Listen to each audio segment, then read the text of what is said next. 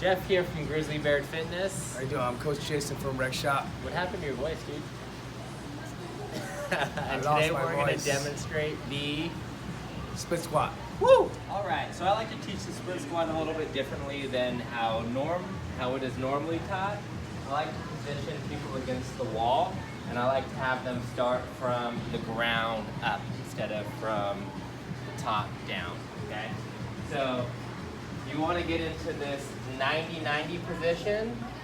You want your torso to be vertical, and you want to make sure that you're forming one straight line from your knee through your hip and to your shoulder. You want to make sure that your torso is bisecting your front leg and your back leg evenly. You don't want to lean forward, biasing the front leg, or lean back, biasing the rear leg. Okay, you want to start right in the center, and that's just for your normal, everyday, standard variation. And you want to position your feet against the wall, and that's just going to serve as a little feedback tool to make sure that you do the movement properly starting out. Do the split squat, as Jason just did. You're going to basically think about driving your front heel into the ground. You're on the ball of your back foot, not necessarily just the toes, but the ball. As long as the heel is lifted, you're okay. You want to make sure that you keep your back glute engaged the whole time. You want to make sure that you keep your ribs down as you lower and then lift your body back up to the starting position. You want to make sure that you feel it in the back glute. And while you're pushing through your front heel, the glute of the leg that's forward as well. You might also feel it in your quads and whatnot.